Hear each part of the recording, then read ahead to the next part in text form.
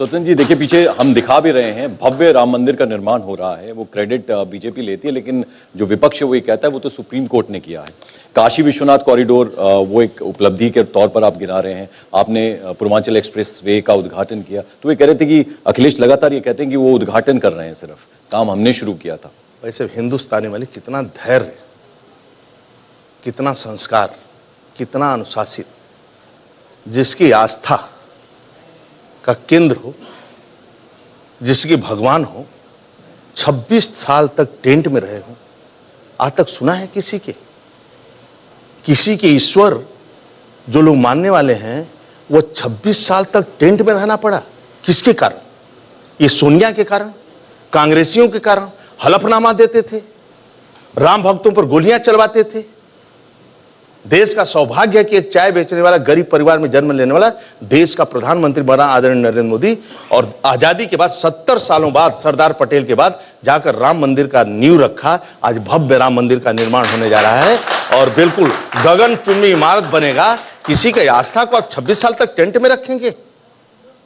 यह वातावरण आज देश का हो जाएगा। और जिस देश के अंदर शास्त्र का सम्मान न हो, जिस देश के अंदर मतलब उसके भगवान का सम्मान हो, वह देश नहीं चल सकता। इजराइल ने कहा था, इजराइल कहा कि 5000 साल पहले, उसके शास्त्र ने कहा कि 5000 पहले यहां पानी था और यहां हरियाली थी, आज रेगिस्तान है।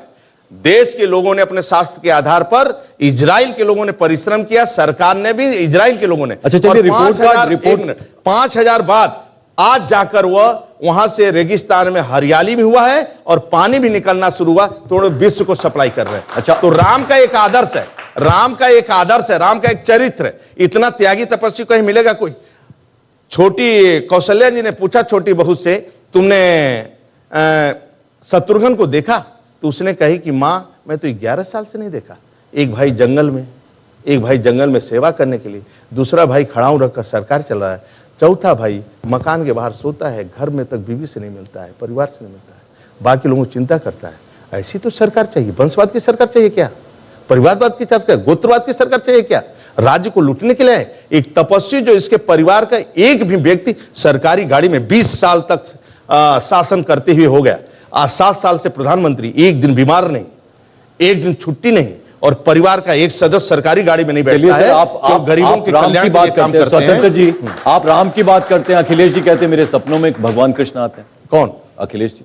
अच्छी बात है, तो कृष्ण बोलेगे तो भगवान कृष्ण आते हैं आपके सपने में, तो अच्छी बात है। वंशवाद की बात करके जो आतंकवाद है, नक्सलवाद है, सीमावाद को समाप्त करो, जो देश को खराब कर रहे हैं। आदरणीय मोदी जी कहते हैं विश्व शांति। मेरी भारत मां कही थी स्वामी विवेकानंद जी की, मां मेरी उच्च स्थान पर बैठी है और जंजीरों से मुक्त करवाओ, युवाओं को आह्वान किया था, और मैं चाहता हूं मेरी मां उच्च स्थान पर बैठे, पूरी दुनिया को दिशा दे।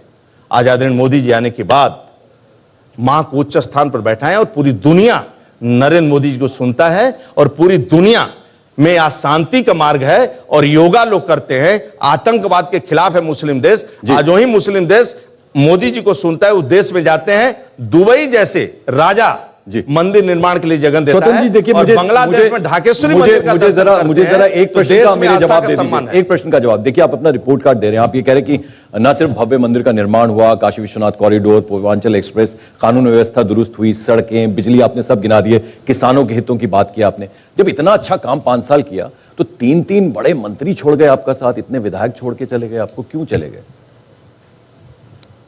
देखिए, भारतीय जनता पार्टी त्यागी तपस्वियों की पार्टी है। मेरा एक गौरवशाली इतिहास है। डॉक्टर श्यामा प्रसाद मुखर्जी, पंडित दीनदयाल उपाध्याय, देश के गौरव अटल बिहारी, आचार्य नरेंद्र मोदी नेतृत्व कर रहे हैं। और कुल मिलाकर जो बाबा भीमराव अंबेडकर, पूज्य बाबा भीमराव अंबेडकर का जो सपना था, पंडित दीनदयाल उपाध्याय का जो सपना था कि पंक्ति के अंतिम व्यक्ति का मान बढ़ाना, सम्मान बढ़ाना है, तो मैं उनको बढ़ाने के लिए आया हूं। किसी के खानदान को बढ़ाने के लिए नहीं आया हूं कि उनके परिवार और सभी के खानदान को मैं बढ़ाने का काम करूंगा।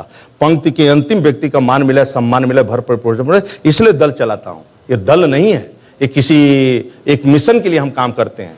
हम जातिवाद, क्षेत्रवाद, व्यक्तिवाद, परिवार, वंशवाद, गोत्रवाद के आधार पर नहीं होना चाहिए वोटिंग, राष्ट्रवाद के नाम पर। वो जाते जाते कह के गए कि दलितों के उत्थान के लिए कुछ नहीं किया। 5 सालों में लगातार वो आप लोगों के पास आते रहे। अच्छा, मेरे पास थोड़ा वक्त कम है, तो आंकड़े अगर आपने अच्छा क्वेश्चन कर दिया।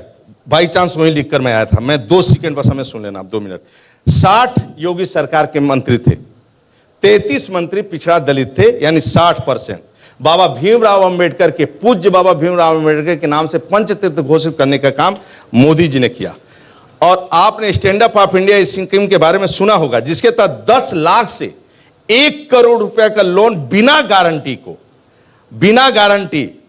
को लोग, दलितों को क्यों मिलता है, दलितों को, पिछड़ों को। और स्वनिधि स्कीम, स्ट्रीट टेंडर से 20,000 से लेकर 50,000 तक का लोन दिया गया। पूरे देश में सबसे ज्यादा यूपी में बांटे गए।